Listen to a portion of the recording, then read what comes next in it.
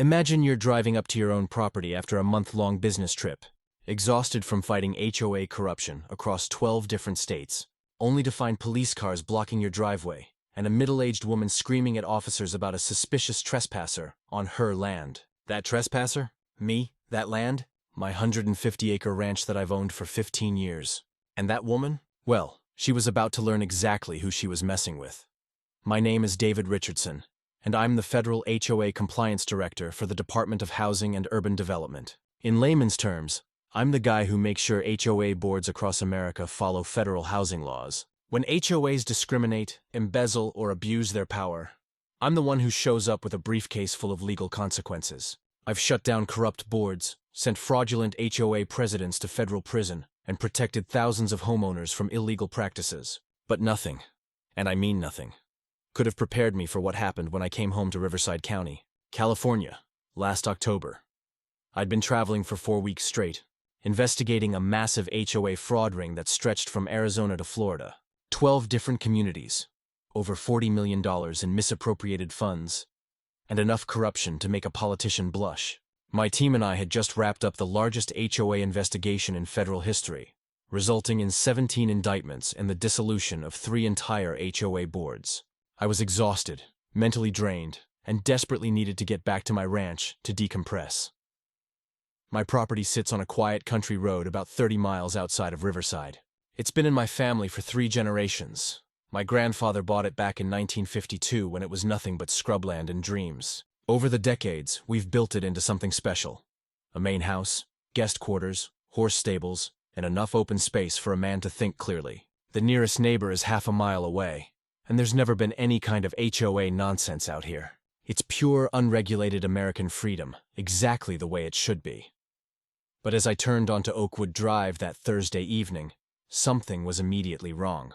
First, there was a brand new sign at the entrance to what had always been a simple country road. Oakwood Estates, a planned community. Below that, in smaller text, all visitors must check in with HOA office. I stared at that sign for a full minute, convinced I'd taken a wrong turn somewhere. But no, this was definitely my road. I'd driven down it thousands of times. Then I noticed the street lamps. Where there had once been nothing but starlight and the occasional porch light, someone had installed matching antique-style street lamps every 100 yards. They looked expensive, and they were completely out of character for our rural area. As I drove further, I saw new sidewalks where none had existed before, decorative mailbox clusters replacing the old individual boxes, and worst of all, small signs posted along the roadway. No parking on street, quiet hours 10 p.m., 7 a.m., and all landscaping must be pre-approved. My blood pressure was already rising when I pulled into my own driveway, only to find it blocked by an official-looking white sedan with Oakwood Estates HOA board president emblazoned on the side. Behind it sat 2 Riverside County Sheriff's deputies' vehicles, their red and blue lights painting my front porch in alternating colors. Standing between them was a woman I'd never seen before. Mid-50s, blonde hair in a perfect bob, wearing a crisp white blouse and navy blazer despite the 90-degree October heat. She was pointing aggressively at my approaching truck and speaking rapidly to one of the deputies. I parked behind the police cars and stepped out, my federal ID badge already in hand. The woman immediately turned her attention to me, marching over with the kind of purposeful stride that screamed, "HOA authority figure." "Excuse me," she called out, her voice carrying that particular tone of manufactured authority that I'd heard from countless power-hungry HOA board members over the years. "This is private property, and you need to leave immediately. I'm Barbara Chen, president of the Oakwood Estates Homeowners Association, and I'm ordering you to vacate these premises right now." I looked at her, then at the 2 deputies who were watching this interaction with obvious confusion, then back at her. "Ma'am," I said calmly, "this is my house." Barbara's perfectly made-up face twisted into an expression of indignant disbelief. "Your house?" "Absolutely not. I have the property records right here," she said, waving a manila folder in my face. "This property belongs to David Richardson, who hasn't been seen in over a month. We have reports from concerned neighbors that someone has been squatting here. Now, I'm going to ask you one more time to leave voluntarily, or these officers will escort you off the property." The irony was so thick you could cut it with a knife. Here was this woman, standing in my driveway, looking at my house, telling me that I couldn't be me because I hadn't been seen in a month. It was like something out of a fever dream. "Officers," I said, addressing the 2 deputies directly while pulling out my wallet. I'm David Richardson. This is my driver's license, and here's my federal ID. I work for HUD as the Federal HOA Compliance Director, and I've been out of state on business for the past month. Deputy Martinez, according to his name tag, examined my identification carefully while his partner, Deputy Williams, took notes. Martinez nodded and handed my ID back. Mr. Richardson, this appears to be legitimate. Ma'am, he said, turning to Barbara, this gentleman has proper identification showing this is indeed his residence. But Barbara wasn't having any of it. Her face had gone from indignant to absolutely furious. That's impossible. I've been monitoring this property for weeks. No one lives here! And even if he is David Richardson, he's still in violation of multiple HOA regulations. Look at this place! She gestured wildly at my property, and for the first time, I really looked at what she was seeing. In my month-long absence, the grass had grown a bit longer than usual. My vegetable garden had gotten somewhat overgrown. There were a few packages on the front porch that my neighbor Jim had been collecting for me. To a normal person, it looked like a property where someone had been away on business. To Barbara, apparently, it looked like a crime scene. The grass is clearly over 4 inches tall, which violates Section 3.2 of our landscaping code, she continued, reading from a thick binder she'd produced from nowhere. The garden area is completely unregulated and contains non-approved plantings. Those packages constitute unsightly clutter under Section 7.1. And don't even get me started on that truck. She pointed at my pickup truck, a perfectly normal Ford F-150 that I'd owned for 3 years. Commercial vehicles are strictly prohibited in Oakwood Estates under Section 5.4. This entire property is a disaster, and as HOA president, I have the authority to issue citations and fines.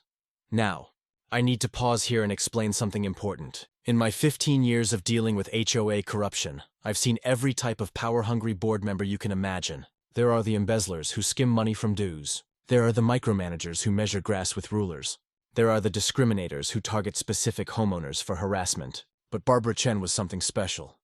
She was all 3 types rolled into one perfectly coiffed package of suburban tyranny. Deputy Williams cleared his throat. Ma'am, with respect, if this is Mr. Richardson's property and he has proper documentation, then any HOA violations would be a civil matter between you and him. We can't arrest someone for having tall grass. Barbara's eyes flashed with the kind of righteous anger that only comes from having one's authority questioned. Officer, you clearly don't understand the legal framework we're operating under here. When the Oakwood Estates HOA was established 6 months ago, every property owner in this area automatically became subject to our covenants, conditions, and restrictions. We have legal standing to enforce our rules, and this man is in clear violation. That's when something clicked in my tired, jet-lagged brain. Wait, I said. Did you just say this HOA was established 6 months ago, and that every property owner automatically became subject to it? That's correct, Barbara said smugly. The Riverside County Planning Commission approved our planned community designation in March. All existing properties were grandfathered into the new HOA structure for the betterment of property values and community standards. And there it was. In one sentence, Barbara had just admitted to one of the most serious violations of federal housing law that I deal with. You can't just retroactively force existing property owners into an HOA without their explicit consent. It's a fundamental violation of property rights, and it happens to be something I've prosecuted dozens of times. Ma'am, I said, and I could feel my professional demeanor sliding into place like armor. I'm going to need to see all the documentation related to this HOA's formation, particularly the legal notices that were sent to existing property owners and their signed agreements to join. Barbara bristled. I don't have to show you anything! You're in violation of our rules, and that's all that matters here. Actually, I said, pulling out my phone, you do have to show me those documents. As I mentioned, I'm the Federal HOA Compliance Director for HUD. Investigating potentially illegal HOA formations is quite literally my job. The change in Barbara's demeanor was instantaneous and spectacular. The smug confidence drained from her face like water from a broken dam, replaced by something that looked suspiciously like panic. You're what? I oversee HOA compliance for the entire United States, I explained patiently. When HOAs violate federal housing laws, I'm the one who investigates and prosecutes those violations. And what you've just described, forcing existing property owners into an HOA without their consent, is a federal crime. Deputy Martinez was now looking between us with obvious interest. In his 20 years of law enforcement, he'd probably never seen someone go from HOA complaint to federal investigation in the span of 5 minutes. Barbara tried to recover her composure. That's ridiculous. Our lawyers assured us that everything was done properly. We followed all the correct procedures. What lawyers? I asked. Henderson, Burke and Associates. They specialize in HOA law. I knew that firm. In fact, I'd had several run-ins with them over the years. They were known for pushing the boundaries of HOA law, often advising boards to take actions that were legally questionable at best. If they were involved in this Oakwood Estates situation, things were about to get very interesting. Officers, I said, I think we're done here for tonight. Ma'am, I'll be in touch with you very soon regarding this HOA's legal status. In the meantime, I'd suggest you review your formation documents very carefully. Barbara opened her mouth to say something else, then apparently thought better of it. She gathered up her folders and binders, shot me a look that could have melted steel, and stalked back to her white sedan. As she drove away, I could see her talking animatedly on her phone, probably calling an emergency board meeting. After the deputies left, I finally got to enter my own house. As I flipped on the lights and looked around at the familiar surroundings, I realized that my peaceful homecoming was about to become anything but peaceful. I'd stumbled onto what might be the biggest HOA fraud case of my career, and it was happening in my own backyard. That night, I sat on my back porch with a beer and my laptop, looking up everything I could find about this Oakwood Estates HOA. What I discovered made my blood boil. Not only had they illegally forced existing homeowners into their association, but they'd done it in a way that was clearly designed to target specific types of properties and people. The HOA's formation documents, which were public record, showed that they'd specifically targeted rural properties with minority owners, elderly residents, and people who traveled frequently for work. My neighbor, Jim Santos, a 73-year-old Mexican-American veteran, had received a letter stating that his property taxes would increase by $3,000 annually unless he joined the HOA. Mrs. Washington, an 80-year-old black woman who'd lived on Oakwood Drive since 1967, had been told that her property would be condemned as incompatible with community standards if she didn't sign up. The pattern was clear and illegal as hell. This wasn't just HOA overreach. This was systematic discrimination designed to force longtime residents to either pay up or get out. And given that most of the targeted homeowners were elderly, minority, or both, it reeked of the kind of racial and age discrimination that federal housing law was specifically designed to prevent. I spent the rest of the weekend gathering evidence and making phone calls. By Monday morning, I had enough documentation to start building a federal case. But first, I wanted to see just how deep this rabbit hole went. Tuesday morning, I drove over to the address listed as the Oakwood Estates HOA office. It turned out to be a small strip mall office sandwiched between a nail salon and a tax preparation service. The sign on the door read, Community Management Solutions, Oakwood Estates Division. Inside, I found a receptionist who looked like she was maybe 22 years old, sitting behind a desk covered in HOA violation notices and payment demands. When I asked to speak with Barbara Chen, the receptionist informed me that Mrs. Chen was conducting field inspections, but would be back around noon. Field inspections of what? I asked. Properties in violation of community standards, the receptionist replied cheerfully. We do them every Tuesday and Friday. Mrs. Chen is very thorough about maintaining our community's appearance. I thanked the receptionist and left, but not before noticing the stack of legal notices on the counter. Each one was addressed to a different homeowner on Oakwood Drive, demanding payment of various fines and fees. The amounts were staggering, anywhere from $500 to $3,000 per violation. That afternoon, I decided to pay a visit to my neighbor Jim Santos. Jim had been looking after my place while I was gone, and I wanted to thank him. More importantly, I wanted to hear his side of the HOA story. Jim's property sat on about 2 acres, most of which he'd converted into a beautiful vegetable garden that supplied half the families on our road with fresh produce. When I pulled into his driveway, I found him sitting on his front steps with a manila envelope in his hands and a look of defeated exhaustion on his face. Hey, Jim, I called out as I walked over. Everything okay? Jim looked up, and I was shocked to see how much he seemed to have aged in the month I'd been gone. His usually cheerful demeanor was nowhere to be found, replaced by something that looked like fear. David, thank God you're back, he said, standing up slowly. I've been hoping you could help me make sense of all this HOA business. I'm not sure I understand what's happening, but they're saying I owe them over $8,000 in fines and fees. $8,000. For a man living on a fixed income from his military pension, that might as well have been $8 million. Jim handed me the envelope, and I examined its contents.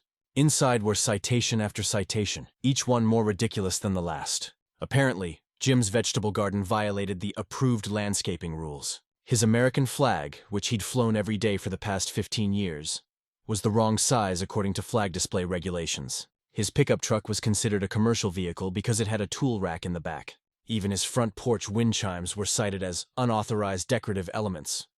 "Jim," I said, "how long have you been getting these notices?" "Started about 4 months ago," he replied. "First, this lady Barbara came by and said I needed to join some homeowners association. Said it was the law now, that the county required it. I told her I wasn't interested, but she said I didn't have a choice." "Did you sign anything?" "Hell no. I told her I'd been living here peacefully for 26 years without any HOA telling me what to do, and I wasn't about to start now. But then the letters started coming. First just warnings, then these fine notices. They're saying if I don't pay up, they can put a lien on my house." This was exactly the kind of predatory behavior I'd seen from corrupt HOAs across the country. They target vulnerable homeowners, usually elderly or minority residents, and use intimidation tactics to force compliance with illegal demands.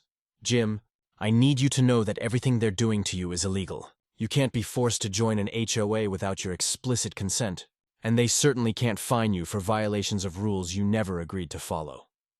Jim's eyes lit up with the first hope I'd seen from him all day. "Really?" Because I was starting to think maybe I was going crazy. 26 years I've been flying that flag, and now suddenly it's wrong? It's not wrong.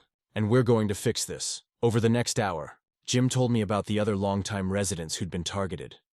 Mrs. Washington had received over $12,000 in fines, mostly for having non-conforming flowers in her front yard. The Gonzalez family, who ran a small landscaping business, had been cited for having work trucks in their driveway. Marcus Thompson, a young black teacher who'd recently bought his first home on our road, had been fined for having basketball hoop in his driveway. The pattern was unmistakable. Every single targeted homeowner was either elderly, minority, or both. Meanwhile, the newer residents, mostly young, white professionals who'd moved in over the past year, seemed to have no problem with the HOA at all. That evening, I called my team at HUD and briefed them on the situation. Within 24 hours, I had federal investigators on their way to Riverside County. This wasn't just a local HOA dispute anymore. This was a civil rights investigation. On Thursday morning, I got a call from Barbara Chen. Her tone was significantly different from our first encounter. "Mr. Richardson, I believe there may have been some misunderstandings about the Oakwood Estates HOA," she said in a voice that was clearly trying to sound conciliatory. "I'd like to invite you to our board meeting this evening so we can clear the air." "What time?" I asked. 7 o'clock at the community center on Maple Street. I'll be there." That evening, I walked into the Oakwood Estates HOA board meeting with a briefcase full of federal violations and a digital recorder in my pocket. The community center meeting room was packed, mostly with the newer residents who apparently supported the HOA, but also with several of the longtime homeowners who'd been targeted for harassment. Barbara sat at the front table with 4 other board members, all of them looking decidedly uncomfortable as I took a seat in the front row. She called the meeting to order and immediately launched into what was clearly a prepared speech about community values and property maintenance standards. After about 10 minutes of this, I raised my hand. "Yes, Mr. Richardson?" Barbara said, her voice tight with barely controlled irritation. I stood up and opened my briefcase. "Ladies and gentlemen, I think it's important that everyone in this room understands exactly what's been happening with this HOA." For the next 30 minutes, I laid out the case in detail. I explained how forcing existing homeowners into an HOA without their consent was a federal crime. I presented evidence of discriminatory targeting based on race and age. I showed the board's own documents proving that they'd systematically gone after vulnerable residents while ignoring violations by their supporters.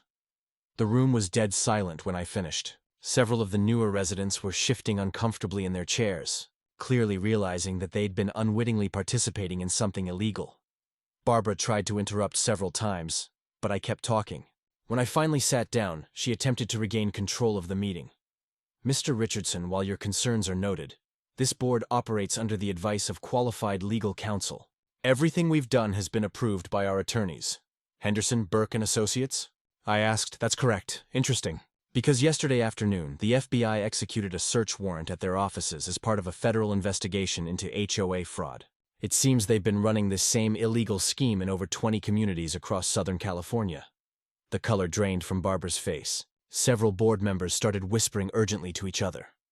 "Furthermore," I continued, "as of this morning, The Oakwood Estates HOA has been placed under federal investigation for violations of the Fair Housing Act, the Civil Rights Act, and multiple federal consumer protection statutes. All fines and fees imposed on existing homeowners are hereby suspended pending the outcome of this investigation. An elderly black man in the back row, I recognized him as Mrs. Washington's son, started clapping. Within seconds, half the room had joined him. Barbara tried one last time to maintain her authority. This is highly irregular. The board doesn't recognize your authority to suspend our legally imposed fines. Ma'am, I said, I'm the Federal HOA Compliance Director. Recognizing my authority isn't optional. The meeting dissolved into chaos after that. Barbara and the other board members huddled in urgent discussion, while the longtime residents celebrated and the newer homeowners tried to figure out what had just happened. Over the next 3 weeks, the federal investigation moved quickly. Henderson, Burke & Associates turned out to be running a massive fraud scheme, creating illegal HOAs in rural communities specifically to target elderly and minority homeowners. Their goal was to either collect massive fines and fees or force people to sell their properties at below-market prices to developers who were in on the scheme. Barbara Chen wasn't just an overzealous HOA president. She was a paid operative working for the law firm. The entire Oakwood Estates HOA was a criminal enterprise designed to facilitate housing discrimination and fraud. In the end, 17 people were indicted, including Barbara, 3 other board members, and 6 attorneys from Henderson, Burke & Associates. The fake HOA was dissolved, all fines were refunded, and the victims received substantial compensation from the federal government. Jim Santos used his settlement money to expand his vegetable garden. Mrs. Washington finally got the new roof she'd been putting off for years. Marcus Thompson started a scholarship fund for young teachers.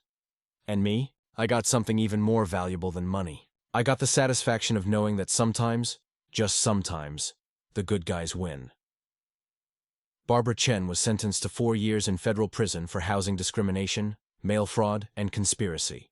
At her sentencing hearing, she tried to claim that she'd only been trying to maintain community standards. The judge wasn't impressed. Mrs. Chen, he said, you systematically targeted elderly and minority homeowners for harassment and financial exploitation. That's not community improvement. That's civil rights violation. And in this courtroom, that comes with consequences. The whole experience taught me something important about the work I do. Most of the time, HOA corruption is subtle. A board member skimming money here, a property manager playing favorites there. But sometimes, you stumble across something so blatantly illegal and morally wrong that it restores your faith in the importance of federal oversight. These days, Oakwood Drive is peaceful again. The fake street lamps were removed, the ridiculous signs were taken down, and people are free to live their lives without fear of arbitrary fines and harassment. Jim's vegetable garden is thriving. Mrs. Washington's flowers bloom in whatever colors she chooses, and Marcus still shoots baskets in his driveway every evening after school. As for me, I still travel the country investigating HOA corruption. But now I have a constant reminder of why this work matters. Every time I pull into my driveway and see Jim working in his garden or Mrs. Washington watering her flowers, I remember that behind every federal housing violation are real people trying to live their lives in peace. The moral of this story isn't just about HOA overreach or federal investigations. It's about standing up for what's right, even when it's difficult. It's about protecting vulnerable people from those who would exploit them. And it's about remembering that sometimes the most important battles are fought not in Washington, D.C. or state capitals, but right in our own neighborhoods. Barbara Chen thought she could intimidate and exploit her neighbors with impunity. She was wrong, and thanks to the federal laws that protect homeowners from exactly this kind of abuse, she paid the price for that mistake. The next time you see an HOA board overstepping their authority, remember this story. Remember that there are laws protecting homeowners, and there are people like me whose job it is to enforce those laws. Most importantly, remember that you don't have to face HOA harassment alone, because sometimes the person they're trying to intimidate turns out to be exactly the wrong person to mess with.